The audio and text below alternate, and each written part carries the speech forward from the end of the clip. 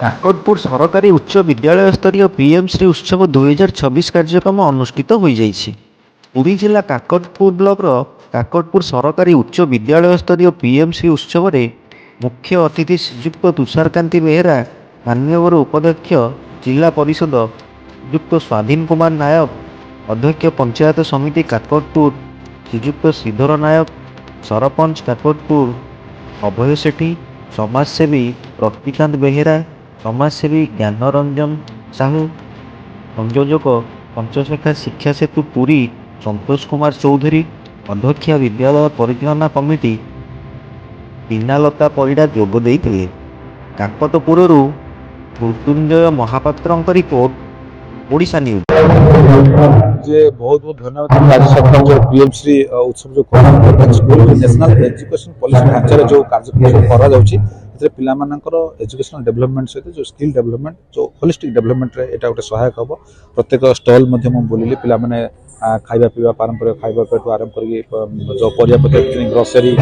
Financial literacy ए सब ऊपर पिला मानकर समय ज्ञान रहबो आगर मध्य ताकर बौद्धिक ज्ञान विकास पई एवं स्पोर्ट्स डेवलपमेंट रो विकास पई विभिन्न कार्यक्रम स्कूल रे हेछि मु आशा करी बोल के पीएमसी स्कूल के निश्चित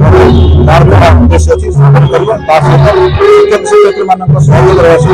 अभिभावक अभिभावक माने पिला को तार संपूर्ण विकास पई से माने सहयोग करन जा पर हमर जो राज्य जो आशा अच्छी सशक्त भारत निश्चित आज आम विद्यालय प्रथम पीएमसी उत्सव अनुष्ठित होता है।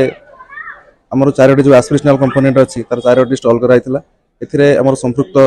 क्लब जो पिला भाग नहीं से प्रतिभा को ये प्रदर्शन करते निजे तैयारी कर विभिन्न जिन प्रदर्शन करते एवं सरकार आशा अच्छे जे पिला निजे आत्मनिर्भरशील हेबे या द्वारा सरकार से आशा पूर्ण हो भावुँ। पीएमसी कार्यक्रम ओडिशा रे सबआडे चली तेणु आम काकटपुर ब्लॉक तो काकटपुर हाईस्कल को नहीं तेणु ये से कार्यक्रम आज आयोजन कराई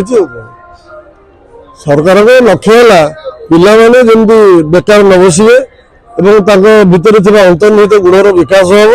और परिप्रकाश हम से भविष्य में काम लगे रोजगार क्षम हे ये लक्ष्य नहीं पीएमसी स्कूल सब पालन कराई।